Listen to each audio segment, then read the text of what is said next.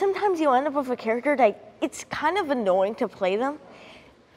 Like like an idea of a character that maybe I don't like is the kind of character that's just like a background character. I don't like being a background character. So I'll like, if someone says, oh, we need a spot for this, like this one part, I'll be like, oh, I'll do it. I'll definitely do it. If I'm gonna be a side character, then I'm gonna be many different side characters. I'm gonna come into different parts, they're gonna be like, oh, it's that actor again.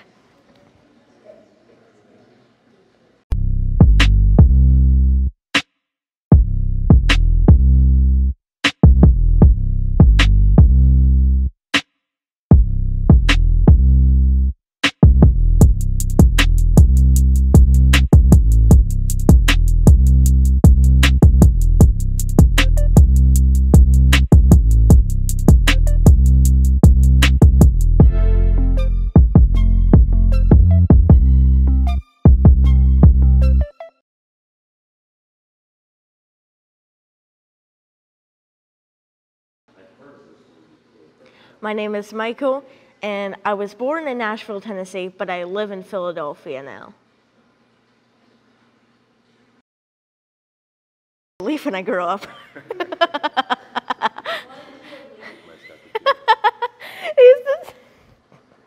I'm gonna be a flower, it's on the screen.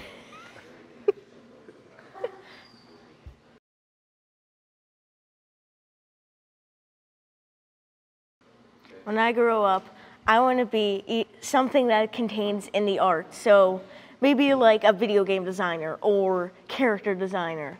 But my main idea is coming up with my own cartoon or writing a book.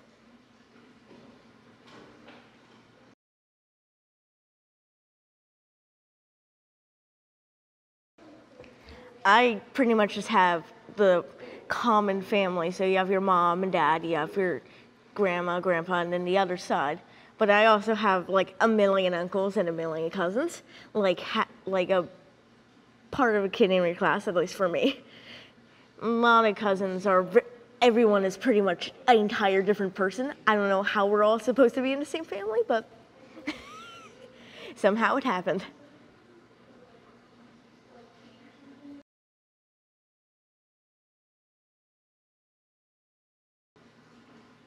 I really like Quadra. Quadra's really fun.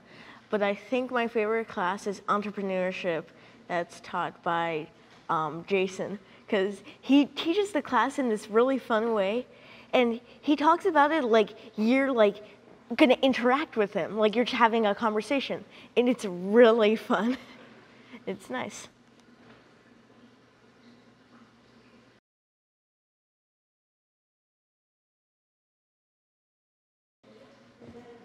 To kind of summarize myself in a way, I would say I treat people nice, kinda.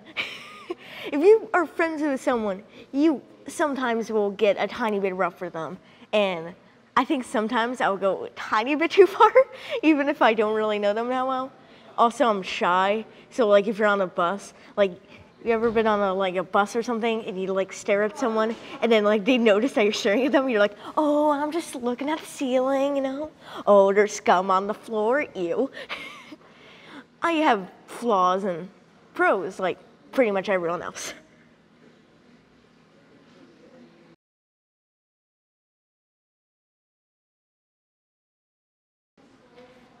This might sound a bit weird, but when I was 4, parents didn't decide to show me stuff like a normal 4-year-old kid would watch in like, I think like 2012, because, yeah.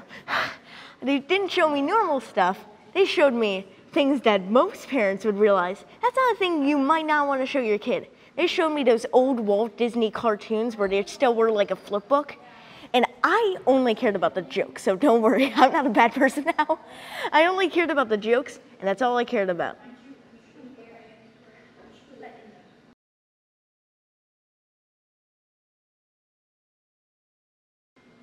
I have 2 jokes that you might find funny, or you might not, you know, who knows. Why should you fight Monday? 'Cause it's a weekday.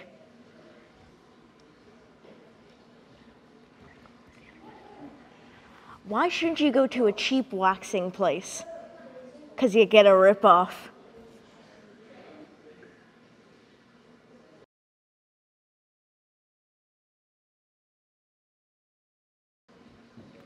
I started writing in, I think it was second grade.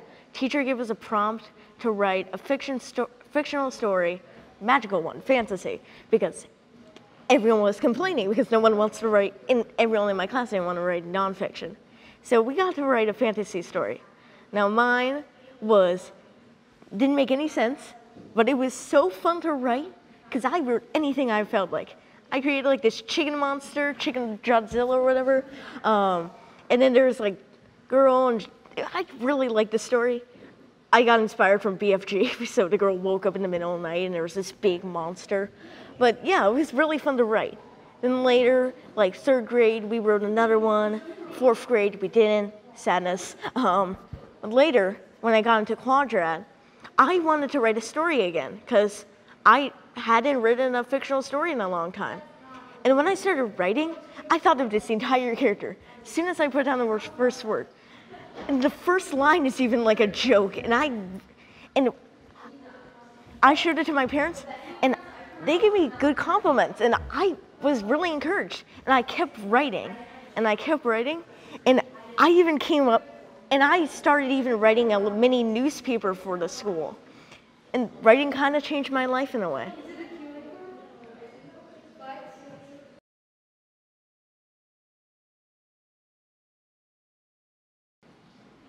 I've always had this idea for a cartoon for when I grew up.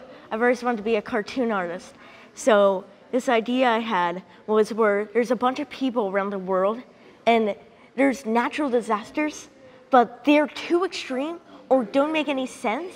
And they all different places around the world, and everyone's different. And so they call them unnatural disasters, playing on the words. And so some people, at the very end, they figure out how this happened, but they all somehow get these powers that connect with the unnatural disaster. And they have to both fight people who've been doing, like, they're not even villains, they're just people who've done crimes. So they aren't just like, hey, I'm a villain. They're like, they have like, I've always had this like idea. Like, they're kind of people who are normal prisoners. They're also trying to convince the people who don't want to use what they have and trying to get them to join their team instead of the other person's. So they're trying to persuade the people.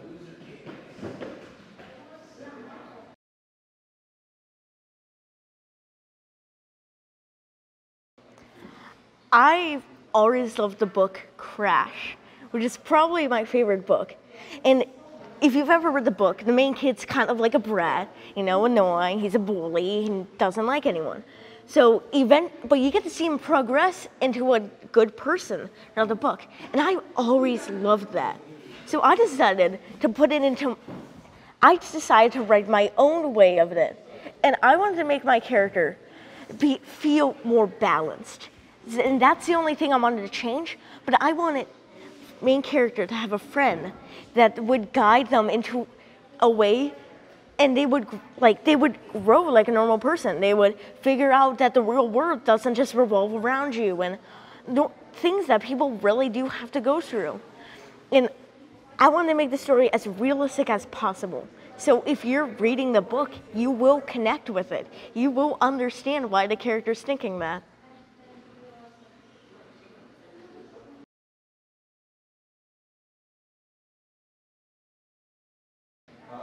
My favorite number is number 4.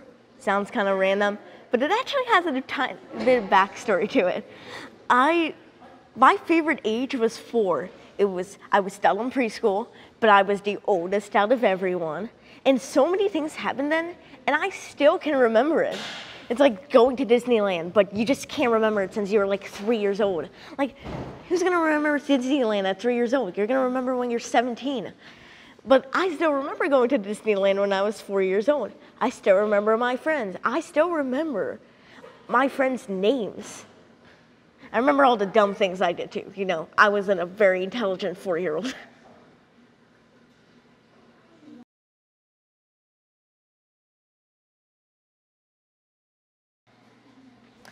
I have some shows. I like watching shows. And it's really exciting because you get to watch the show. I don't know, just waste your free time. So I have a lot of favorite shows, but I can narrow it down to 2 favorite shows. Show number 1, Steven Universe. Probably my favorite show. Movie came out recently. It might not be recently later, but it was recently now. And also Death Note, which sounds completely different from the one I just said. One sounds like a Disney show, the other sounds like, I don't know what other shows you would put it on, but I like, Steven Universe is a really fun show. It's goofy and has a really good music, so just listening to the soundtrack and knowing everything that happens, it's like knowing all the songs in a musical. It's like, oh yes, this one came on. Woo. And then Death Note is fun because I like the idea of it, and it's like super complex, and it's a mystery, but you know both sides, and it's super cool because you can know the so-called villain's perspective, which he thinks is doing a good job, but the so-called hero's perspective, who also thinks they're doing everything good, and it's really exciting.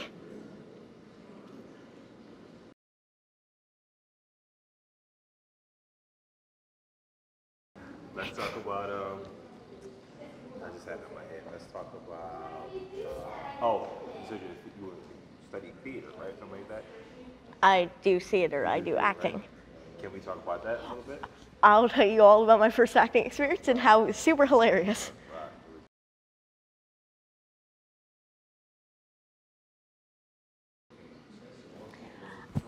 Theater, my favorite part of theater is being able to pretend to be a character. You're going into someone else.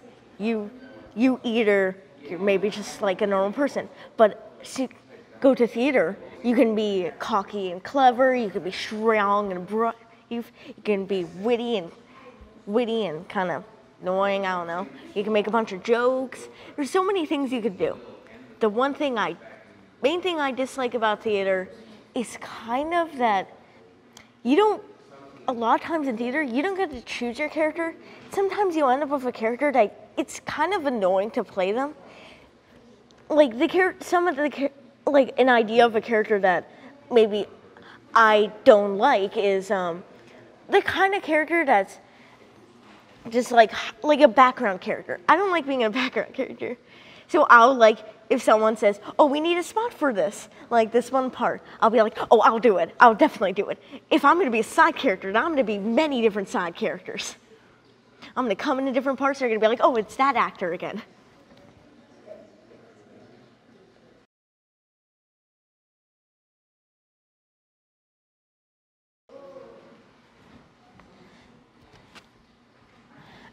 So my school, we had to do auditions. So we had the audition for our parts. And so they give us a little paper. You have to choose between 2 different like paragraphs to read out. You got to act out as a character. I chose the one that was like what are they called? The guys who hold the pot of gold at the end of the rainbow. Leprechaun. I had to play as a leprechaun who was like, I don't like being a leprechaun. It's so boring. I have to wait all the time. And that was like interesting. I forgot some of the lines when I was practicing. But when I got onto the stage and called my name, and now that's pressure. It's like terrifying. So that was maybe the one time I had stage fright. I had to get onto the stage. No one's watching me except the people writing down, and I think those are the people that you're really going to be afraid of. So you get onto stage, and I had to read off the lines without having the paper in front of me. Difference. No, actually, we practiced that. But, so I got on the stage, and I was going to say my lines. It took like a minute for me to actually say something. Because I was like, whoa, this is actually happening, frick. So I say my lines, but I'm like standing still like this. I'm like, ooh, I hope if I don't mess up, I won't fall. If I don't move, I won't fall. So, and then there's one part where he like moves over to the side, like to dodge something, and I went, Like I just shimmy myself over to the side, which is super like, I'm surprised that people didn't laugh. And I shimmy to the side, bend down, I was like, ah! Like the most lame act you can do. Like you're not even acting to be scared, you're just like, ah. Like you're trying to read out from a book, but you don't care about the book. So do that. And for good reason, I got a side character. The character who says one line. Very good job for the theater kid. What was the line? It was literally, there's like we were doing James and Giant Peach, so there's a big peach, and it falls into the Empire State Building if you study the book. And my line, I was one of the New Yorkers, I had to say, well, I guess it's Joe, without laughing. I'll tell you, that's the hardest part in the entire play, not laughing. And the other dude would come on to stage and be like, so I'd be like, I guess it's it, Joe. And the other Joe would go, yep. And then that was our line, nothing else. That was very sad.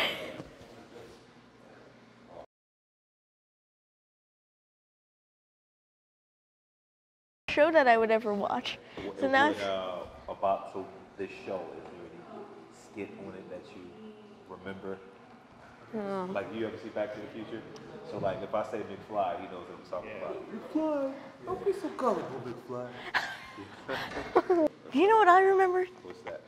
The one line, it's inconceivable, from The Princess Bride. Okay. Do you That's know, all like, I remember. That's it. just that part? That's all I can think of. So. I don't know. I might not want to go with that. Okay. You're just saying one word. It's inconceivable. It out to people, just be saying, well, our tip, the ears are in between the bottom of the nose and the top of the eyebrows. Like something stupid. They're like, whoa. You talk to. Advice, right? That is advice. I remember.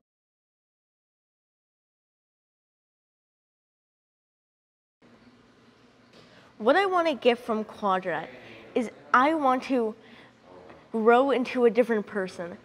When I come out of Quadra and it becomes the summer, I want to be improved. I don't want to just be the same exact person like I got in normal public school. I want, when I end Quadra, I want there to be a graph where I improve. My starting point is, and my finishing point is higher in the good part.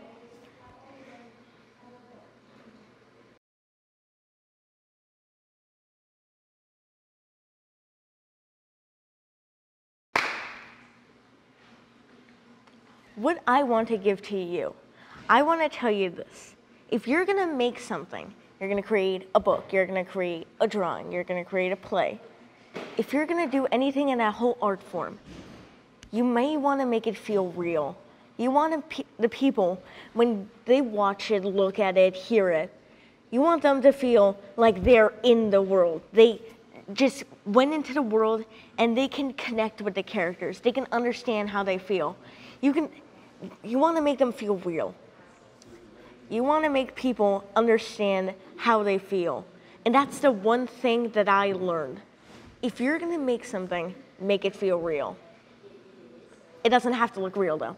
Abstract art is beautiful.